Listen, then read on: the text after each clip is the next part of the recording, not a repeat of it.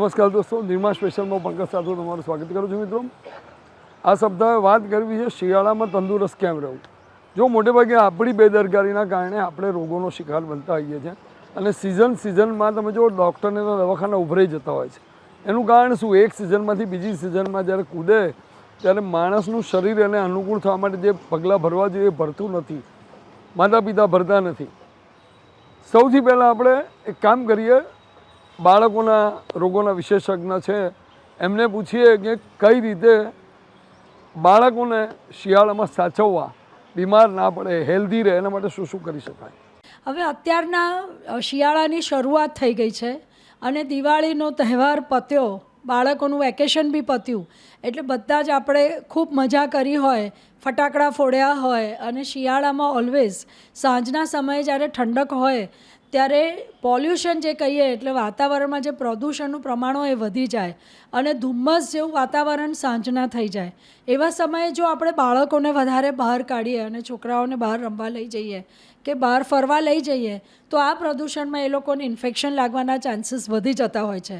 બીજું કે શિયાળાની હવે શરૂઆત થઈ એટલે ઠંડક શરૂ થયું એટલે જ્યારે કોઈ પણ ઋતુફેર થાય ત્યારે બાળકોની રોગપ્રતિકારક શક્તિ ખૂબ નબળી હોવાથી એ લોકોમાં શરદી, કફ અને વાયરલ ઇન્ફેક્શન જલ્દી લાગતા હોય છે.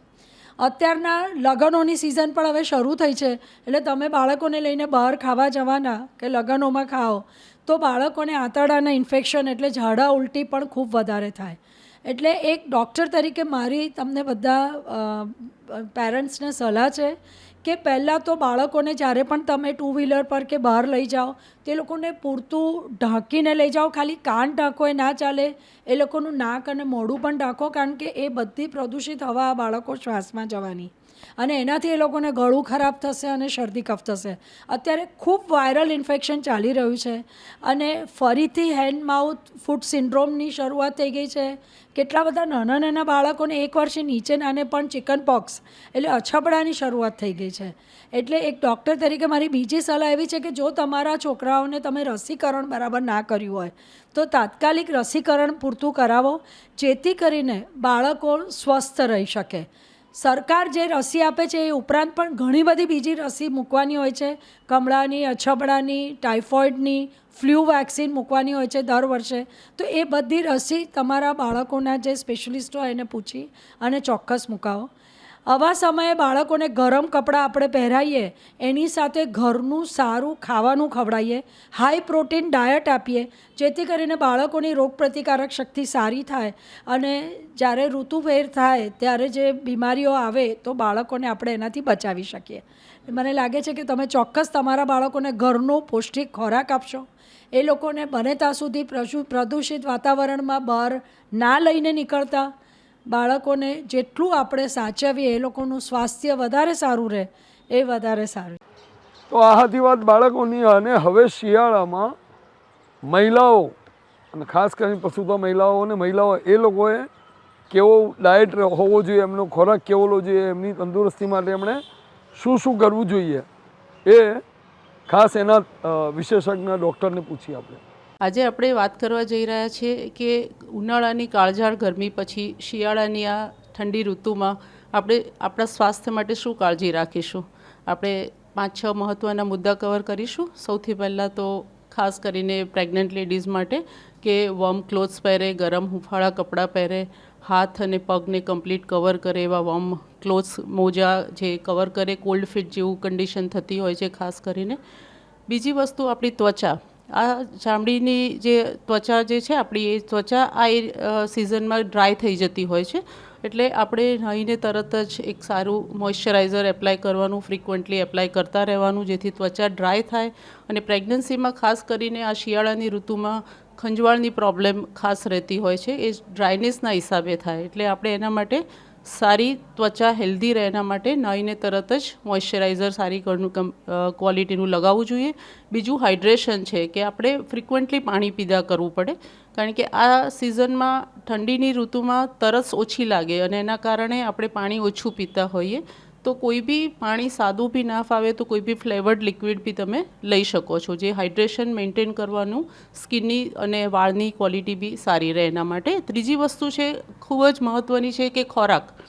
આ સિઝનમાં આપણે હેલ્ધી ખોરાક ખાસ કરીને સારા વેજીટેબલ્સ અને જે ગુણવત્તાવાળા ફ્રૂટ્સ છે, જેમ કે સાઇટ્રસ ફ્રૂટ્સ કહેવાય કે જે આમળા છે, સંતરા છે, આ સિઝનમાં વિટામિન સી યુક્ત ફળો ખાસ લેવા જોઈએ, જેથી કરીને આપણી ઇમ્યુનિટી એટલે કે રોગપ્રતિકારક શક્તિ વધે અને ફ્રિકવન્ટલી સારી ક્વોલિટીના ડ્રાય ફ્રૂટ્સ છે, કઠોળ છે, એ બધામાં સારું પ્રોટીન મળે.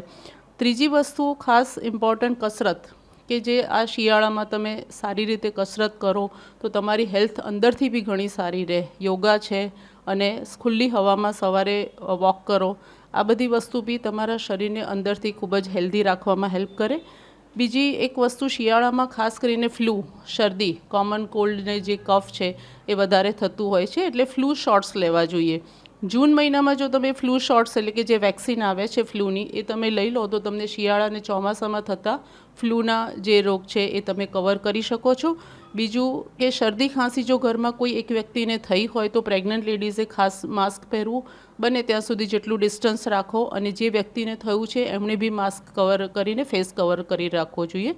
અને એક વસ્તુ બીજી વિટામિન ડી જે ખૂબ જરૂરી છે શરીરની, એ માઇક્રો એલિમેન્ટ્સ છે પણ શરીરના અમુક વસ્તુ માટે વિટામિન ડી અને B12 એ બહુ ઇમ્પોર્ટન્ટ છે. એટલે વિટામિન ડીની ટેબ્લેટ્સ આવે છે, વીકલી એક ટેબ્લેટ લેવી જોઈએ. અને આપ સૌને શિયાળાની આ જે ઋતુમાં છે કોઈ સ્વાસ્થ્ય સારું રહે એવી શુભેચ્છાઓ. નમસ્કાર.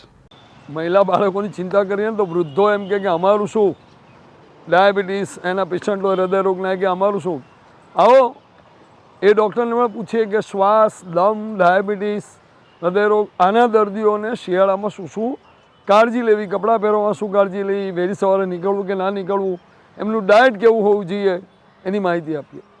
શિયાળો એટલે સામાન્યતઃ આપણે એવું સમજીએ કે હેલ્ધી સિઝન, કસરત કરવાની સિઝન, શરીર બનાવવાની સિઝન અને સારું સારું ખાવાની સિઝન. નો ડાઉટ આ વસ્તુ તો છે જ. યંગ માણસે સારું ખાવું જોઈએ, કસરત કરવી જોઈએ અને શરીર બનાવવું જોઈએ, હેલ્ધી રહેવું જોઈએ, એમાં કોઈ બેમત નથી. પણ 6 વર્ષથી નાના બાળક અને વૃદ્ધો 60 વર્ષની ઉપરના છે, એણે શિયાળામાં ખાસ ધ્યાન રાખવાની જરૂર પડે છે. કારણ કે શિયાળાનો સમય એ ટાઈમે આપણે ખાસ કરીને અમદાવાદમાં પવન, ઠંડી વધારે અને ભેજ ઓછો, ડ્રાય હોય છે, એટલે ગળું સુકાય. પ્લસ આ દરમિયાન વાયરલ ઇન્ફેક્શન જેવા કે ફ્લૂ, અમુક જે નાકના ગળાના વાયરસ છે, બ્રોન્કાઇટિસ છે, દમ છે, અને છેલ્લે જે કોવિડ આવી ગયો એ બી ક્યારેક ક્યારેક વચ્ચે વચ્ચે કોવિડની બીમારી આવી શકે છે. તો આમાં આ લોકો સપડાઈ શકે છે. નોર્મલી ફ્લૂ ને આ બધા સેલ્ફ લિમિટિંગ ડિસીઝ છે, 4-5 દિવસમાં મટી જાય, પણ જ્યારે વૃદ્ધો કે બાળકોને થાય તો એમાંથી એમને સિરિયસ થઈ શકે છે, ન્યુમોનિયા થઈ શકે છે. એટલે ખાસ શિયાળામાં ધ્યાન રાખવાની જરૂર છે. તો શું ધ્યાન રાખવું પડે એ આપણે જોઈએ. પહેલી વસ્તુ તો જ્યારે વૃદ્ધો સવારે વોકિંગ કરવા જતા હોય કે કસરત કરવા જતા હોય તો સવારે ઘણા 5 વાગે કે 6 વાગે નીકળતા હોય છે, તો એ ટાઈમે ઠંડીનું પ્રમાણ શિયાળામાં વધારે હોય તો એમણે એમનો ટાઈમ થોડો લેટ કરવો જોઈએ અને સનરાઈઝ પછી જ્યારે થોડું વાતાવરણ થોડું ગરમ થાય ત્યારે જવું જોઈએ. પ્રોપર પ્રોટેક્શન સાથે જવું જોઈએ. અને જતાં પહેલાં કોઈ સારો જ્યુસ છે કે હૂંફાળું પાણી છે કે ચા કોફી પીને જવું જોઈએ. બીજી વસ્તુ કે શિયાળાની કસરત કરતાં પહેલાં ખાસ કરીને જેને હૃદયની બીમારી છે કે શ્વાસની બીમારી છે, એમણે રેગ્યુલર ચેકઅપ કરાવતા રહેવું જોઈએ કે અત્યારે કશું તકલીફ નથી ને, જેથી ડૉક્ટરને એકવાર મળીને સલાહ પ્રમાણે તમે કસરત કરો તો વાંધો નથી. નોર્મલી 25થી 30 મિનિટ રોજ વોકિંગ કરો, બ્રિસ્ક વોકિંગ, તો એમાં કોઈ વાંધો આવવાનો નથી. હવે બીજી વસ્તુ ખાસ છે, જે વૃદ્ધોને આ જે બીમારી થાય છે તો એ લોકોએ એક તો ફ્લૂ વેક્સિન આવે છે જે દર વર્ષે લેવાની હોય છે, એ એમણે ખાસ જુલાઈ ઓગસ્ટમાં જો ફ્લૂ વેક્સિન લઈ લે તો આવી બધી બીમારીથી શિયાળામાં બચી શકે. બીજી એક ન્યુમોકોકલ વેક્સિન આવે છે જે વર્ષ આખા લાઈફમાં એકવાર અને પછી જરૂર પડે તો 5 વર્ષ પછી બીજી વાર લેવાની હોય છે. આ વેક્સિન લેવાથી જ્યારે ફ્લૂ કે કંઈ બીમારી થાય તો એમાંથી સિરિયસ કન્ડિશન થવાની શક્યતામાંથી બચી શકે છે. હવે બીજી વાત એ કરીએ કે શું ખાવું જોઈએ અને શું ના ખાવું જોઈએ. આપણે જનરલી માન્યતા એવી છે કે શિયાળો આવે એટલે સારું સારું ખાવાનું, વસાણા બનાવીને ખાવાના, અને અલગ અલગ પાક જે છે, બદામ પાક છે, સાલમ પાક છે, અડદિયા છે, એ ખાવાની સિઝન છે. આ ખાવું જોઈએ, પણ પ્રમાણમાં ખાવું જોઈએ. ખાસ કરીને જેને હૃદયની બીમારી છે, જેને કોલેસ્ટ્રોલ વધારે છે, એણે ધ્યાન રાખીને ખાવું જોઈએ કાં ના ખાવું જોઈએ. એની જગ્યાએ તમે લીલા શાકભાજી છે, સલાડ છે, કઠોળ છે, એ થોડું વધારે લેશો, કઠોળ બી વધારે લેશો તો તમારું તબિયત સારી રહેશે. બીજું, આ ટાઈમે તમે કસરત તો કરો જ, પણ સાથે સાથે તમે તમારી લાઈફસ્ટાઈલ પણ સુધારો. શિયાળાની શરૂ થાય એટલે માટે વાયરસના ઘણી બધી બીમારીઓ આવે છે. નાના બાળકોને ખાંસી શરદીથી માંડીને જે વરાજ કહે છે, જેમ કે શ્વાસની જે બ્રોન્કાઇટિસ જેવું છે, એ એવી રીતે મોટી ઉંમરનાને ફ્લૂ, ગળામાં દુખવું, નાકમાંથી પાણી નીકળવું, સાઇનસ થવું, મોટી ઉંમરનાને શ્વાસની બીમારી થવી, આ બધી નાની મોટી બીમારીઓ આવતી જ હોય છે. આ એક જાતના વાયરસથી થતી હોય છે, જેને રોકવા માટે પૂરતી ઊંઘ, યોગ્ય ડાયટ, સારું હેલ્ધી ડાયટ પ્રોટીન સાથેનું લેવું જરૂરી છે, અને જોડે થોડી કસરતની જરૂર છે. અને જો તમે આમ ખાંસી શરદી વધારે હોય તો તમારે ડૉક્ટરની સલાહ લેવી જોઈએ. મહર્ષિ ચરક આ બાબતે ઘણું કહી ગયા છે, કેમ કે આયુર્વેદની પાસે ચોક્કસ એક થિયરી છે ફૂડની, ડાયટની, કે શિયાળામાં આંબળા ખાવા જોઈએ. બધી આપણને ખરેખર ચોઈન પ્લસ ખાવાનો સમય છે. તો આવો આયુર્વેદાચાર્યને પૂછીએ કે શિયાળામાં તંદુરસ્ત રહેવા માટે શું શું કરી શકાય, પગલાં કેવા ભરાય, કેવા કાઢા પીવા જોઈએ, ને કેવા ફ્રૂટ ખાવા જોઈએ, કેવા વસાણા ખાવા જોઈએ.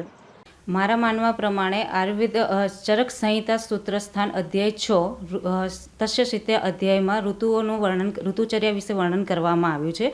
જેમાં શિયાળામાં હેમંત અને શિશિર ઋતુમાં આપણે એવા ખોરાકોનું સેવન કરવું જોઈએ જેનાથી આપણે તંદુરસ્ત રહી શકીએ. કારણ કે શિયાળાની ઋતુ એવી છે કે જેમાં કફજન્ય રોગો વધારે થાય છે, જેવા કે શરદી, ખાંસી, વાયરલ ઇન્ફેક્શન, માઇગ્રેન, સાંધાના દુખાવા, કોન્સ્ટિપેશન, ઇનડાઇજેશન જેવી તકલીફો લોકોને વધારે હોય છે. તો આપણે શિયાળામાં એવા ખોરાકનું સેવન કરવું જોઈએ જેનાથી આપણે તંદુરસ્ત રહી શકીએ. જેમાં સૌથી પહેલાં આદુનું સેવન કરવું જોઈએ, કે આદુ એ એન્ટીઓક્સિડન્ટ છે જે શરીરમાં ગરમી વધારે છે અને જે ઇમ્યુનિટી બૂસ્ટ કરવામાં હેલ્પ કરે છે. એ સિવાય આપણે ગોળનું સેવન કરી શકીએ છીએ. દેશી ગોળનું સેવન, દેશી ગોળ અથવા દેશી ગોળની બનાવટની કોઈ પણ ચીજો જેવી કે તલની ચીકી, સાલમ પાક, કે જેવી કે ડ્રાયફ્રૂટ ચીકી આપણે લઈ શકીએ છીએ. એ સિવાય તમે સાઇટ્રિક ફ્રૂટ્સનો ઉપયોગ કરી શકો છો. સાઇટ્રિક ફ્રૂટ્સ એટલે કે લેમન છે, આમળા છે, ઓરેન્જ છે, પાઇનેપલ છે, જેનું સેવન કરી શકો છો, જેમાં ભરપૂર માત્રામાં વિટામિન સી અવેલેબલ હોય છે, જે ઇમ્યુનિટી વધારવામાં આપણને હેલ્પ કરે છે. આ સિવાય તમે હળદરનો ઉપયોગ કરી શકો છો. હળદરવાળું દૂધ પી શકો છો, જે ગુડ સ્લીપમાં આપણને વર્ક કરે છે, ઇમ્યુનિટી બૂસ્ટ કરવામાં મદદ કરે છે. સૂકા મેવા પણ લઈ શકો છો.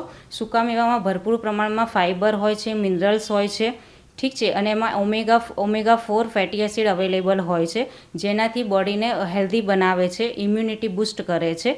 અને આ સિવાય તમે કોઈ ઉકાળા પણ લઈ શકો છો, જે ઘરગથ્થુ ઉકાળા જેવા કે હળદર, આદુ, ફુદીનો, તુલસી, જે મિક્સ કરીને તમે દેશી ગોળ મિક્સ કરીને એનો ઉકાળો બનાવીને તમે દરરોજ સવારે તમે એનું સેવન કરી શકો છો, જેનાથી તમારી ઇમ્યુનિટી બૂસ્ટ થાય છે. અને જે શિયાળામાં કફજન્ય જે બી રોગો થતા હોય છે, શરદી, ખાંસી, ઇમ્યુનિટી ડેફિશિયન્સી, વાયરલ ઇન્ફેક્શન જેવા રોગોથી આપણે બચી શકીએ છીએ. અને સૌથી છેલ્લે આપણે સિનિયર સિટીઝન દાદીમાઓને પૂછીએ કે તમે નાના હતા ત્યારે કેવા નાસ્તા કરતા હતા, કેવી વસ્તુઓ માતા પિતા શિયાળામાં તમને ખાવા આપતા હતા, એને કારણે તમે આજે આટલા તંદુરસ્ત છો. આવો એમને પૂછીએ. હું છે ને નાનપણમાં અમે ગામડામાં રહેતા હતા, પણ જ્યારે ભણવા બેસતા હતા ત્યારે પૈસા નહોતા છતાં અમારા મા બાપ મગફળી, ગોળ આ બધું રોજ આપી દે. અમે ઉઠીને બેસતા ને સવારના વાંચતા બધું કરતા હતા. ત્યાર પછી આપણે શિયાળામાં જોઈએ તો મેથીના લાડુ આવ્યા, અડદિયા આવ્યા, પછી સૂંઠની ગોળીઓ આવી. એ બધી એટલી બધી ગુણકારી છે શિયાળા માટે. અને શિયાળાનું ખાધેલું અને જવાનીનું બચાવેલું આ ખૂબ જ ઘડપણમાં કામ લાગે છે. અત્યારે ઘડપણમાં હું આજે 70 વર્ષનો થયો, પણ મને ભગવાનની દયાથી એક પણ ગોળી નથી, કે મારા મિસિસને પણ કોઈ પણ ગોળી નથી. ખૂબ શિયાળામાં ખાવું જોઈએ. અને આજે જંક ફૂડ આજની તારીખે આવ્યા છે ને, એમાં જુઓ જંક ફૂડ સાહેબ કેન્સર કરે છે. અને આજ નાના છોકરાઓને કે આજકાલ જે આપણે જોઈએ છે ને કેન્સરના કારણો જંક ફૂડ છે. આ જે બધું આમ શું કહેવાય કે બધા પીઝા ને આ બધું મેગીન બધું. એટલે સાહેબ શિયાળામાં તો ખૂબ ખાવું જોઈએ, ખૂબ કસરતો કરવી જોઈએ. એવું મારું માનવું છે. અને હું લોકોને પણ રિક્વેસ્ટ કરું છું કે શિયાળો સાચવી લો તો આખું 12 મહિના તમારું સરસ શરીર ચાલશે, દોડશે. સાથે વાત કરીશું અડદિયા પાક મેથીના લાડુ કેટલો ગુણ કરે. અડદિયા પાક, અડદ સાહેબ, આપણે ભેંસોને ગાયોને ખવડાવતા અડદ એટલો બધો મજબૂરી છે. મેથીથી કોઈ પણ જાતનો જીવનમાં રોગ ના થાય. આપણે દાળ શાકમાં મેથી નાખીએ છીએ. મેથી એટલે કોઈ પણ આખા 12 મહિનામાં કોઈ પણ દિવસ તમને તાવ તર્યું આવશે નહીં. એટલે આ ખૂબ જ ઉપયોગી છે અને લગભગ મોટાભાગના લોકો ખાય છે. જે લોકો નથી ખાતા અથવા જો કંઈક ન ચાલુ કર્યું હોય તો એ લોકોને માટે મારી રિક્વેસ્ટ છે અથવા હું કંઈક મારો અનુભવ આપની સાથે શેર કરી રહ્યો છું. અને સાથે સાથે એ જમાનામાં બાજરીની રાબ અને સૂંઠની ગોળીઓ પણ કેટલી ગુણકારી ખવાતી. બાજરીની રાબ તો શું કહેવું આપને સાહેબ, સૂંઠની ગોળીઓ, બાજરીની રાબ આ બધું ઓરિજિનલ વસ્તુ છે જે જમીનમાંથી પેદા થયેલું અને જે આપણે ખાઈએ છીએ. સૂંઠની ગોળી આપણે જ્યારે જાત્રાએ પણ જઈએ છીએ કે હિમાલયમાં ગમે ત્યાં જઈએ છીએ 365 દિવસ મારે સાહેબ 4 મહિના સવારે મોર્નિંગ વોકમાં જાઉં ત્યારે સૂંઠની ગોળી મોઢામાં ચાલુ જ હોય છે. અમે નાના હતા ત્યારે અમારા દાદા અમને ખૂબ જ મેથીના લાડુ 12 મહિનામાં શિયાળામાં ખૂબ જ ખવડાવતા હતા. મેથીથી વાયુ, પિત્ત, કફ પણ જતો રહે છે. અને અડદની દાળ બી બહુ કાયમ શનિવારે અડદની દાળ કરવાની જ ફરજિયાત. એટલું સારું અમને પૌષ્ટિક ખવડાવતા. અને શીંગની ચીક્કી, તલની ચીક્કી એ તો હોય જ, બહુ જ વધારે પડતું ખવડાવતા. અને ગોળ બી આપણા સ્વાસ્થ્ય માટે બહુ જ સારામાં સારો છે. એનાથી કોઈ પણ રોગ થતા નથી. ખાંડ તો ખાવી જ ના જોઈએ બિલકુલ, પણ મેંદો બી ના ખાવો જોઈએ. અત્યારે આ જંક ફૂડ ખાવાનું કારણ એક જ છે અને ખાવું જોઈએ જ નહીં. કોઈ બી વ્યક્તિ નાની હોય કે ઉંમરલાયક હોય, એ વસ્તુ ખાવાથી બહુ જ શરીરને ગેરલાભ થાય છે. તો ખાવું ના જોઈએ. પ્લીઝ બધાને જાણકારી માટે અને બી કહીએ છીએ કે મેંદો આથેલી વસ્તુ ખૂબ ખાશો નહીં. અને સાથે સાથે શિયાળામાં નાસ્તા કેવા બનતા. બાજરીની રાબ હોય, સૂંઠની ગોળીઓ હોય, મેથીના લાડુ હોય, અડદના લાડુ હોય, તલના લાડુ હોય, તો આ બધું શિયાળામાં કેટલા ફાયદાકારક વસ્તુ છે. અને શિયાળામાં વધારે ખાય એની 12 મહિને અસર પણ હોતી હોય. તો આપણું શું માનવું છે? બાજરીની રાબ એ કફ, શરદી થઈ હોય તો મા બાપ દવા લાવતા ન હતા, પણ એ તરત જ બાજરીની રાબ, તલના લાડુ એ જ બધું વધારે ખવડાવતા. અને જેથી કરીને તાવ, શરદી ક્યારેય થતી નહોતી આટલી બધી.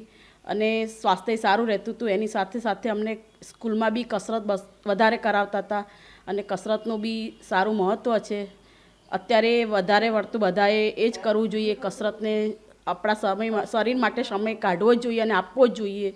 અને સાથે સાથે સુવાવડમાં બી મમ્મીઓ બી અમને ફોર્સ કરીને શીરો, ગુંદર પાક એ બધું ખૂબ જ ખવડાવતા હતા. જેથી કરીને અત્યારે અમારું શરીર એના કારણે જ ચાલી રહ્યું છે.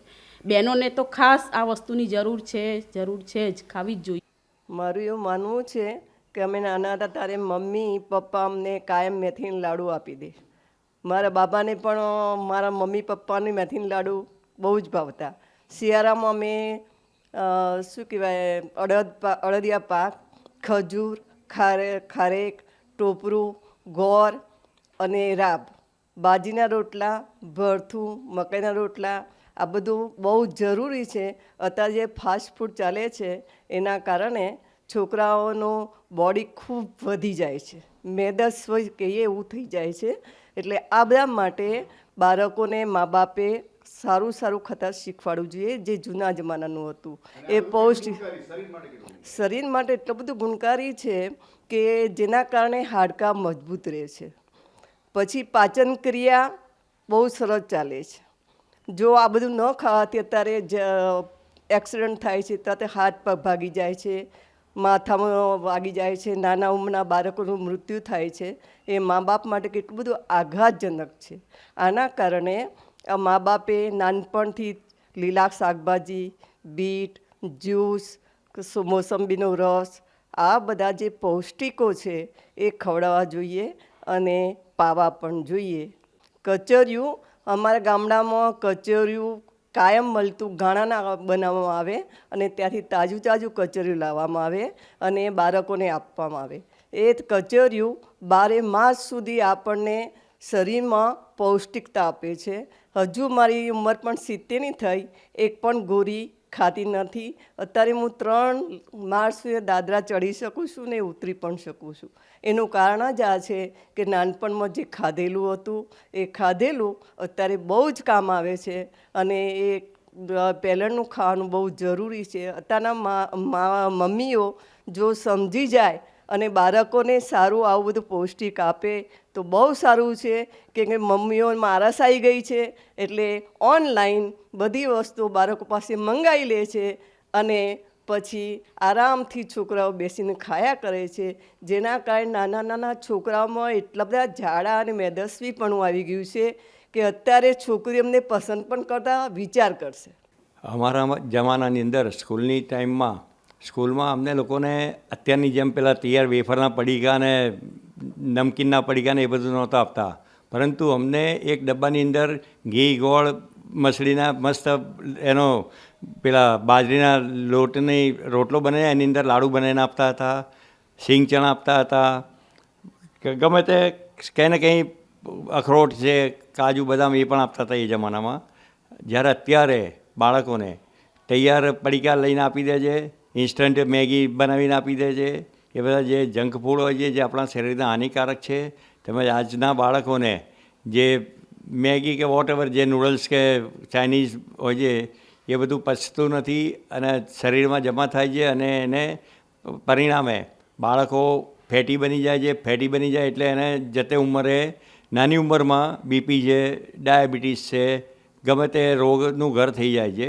શિયાળામાં વસાણા ખાધેલા હોય તો જે તમને ગળપણમાં કામમાં લાગે છે. જેમ કે કહેવત છે કે જવાનીનું કમાવેલું અને જવાનીનું ખાધેલું ગળપણમાં કામમાં લાગે છે. એ કહેવત એકદમ સાર્થક છે કે તમે જવાનીની અંદર કે નાની ઉંમરમાં જે સારી વસ્તુ ખાધી હોય, પૌષ્ટિક વસ્તુઓ ખાધી હોય, જેમ કે શિયાળો અત્યારે ચાલી રહ્યો છે તો શિયાળામાં તમે વસાણા ખાઓ, સૂંઠની કોળી છે, બીજા બધા બદામ પાક, સિંગ પાક, સિંગની ચીક્કી, લાડુ હોય છે બધા, તેમજ જે સૂંઠ પાક, અડદિયા પાક એ બધું તમે ખાઓ તો સાલમ પાક એ બધું ખાઓ તો તમને 12 મહિના સુધી શરીરમાં ગરમી રહે છે, રોગ પ્રતિકારક શક્તિ વધે છે, રોગ આવતો હોય છે તો પણ દૂર ભાગી જાય છે અને તમારે કોઈ દવાની કે ડૉક્ટરની કે દવાખાનાની જરૂરિયાત પડતી નથી હોતી. અત્યારે તલની સિઝન છે, શિયાળો એટલે શિયાળામાં સૌથી પહેલાં તો તલના તેલની માલિશ કરી કસરત કરવી જોઈએ. નાના બાળકોએ ઘરમાં નાના મોટા બધાએ અત્યારે જેમ પેલા બ્યુટી ક્રીમ આવે છે એ લગાડવાને બદલે તલનું તેલ લગાડો,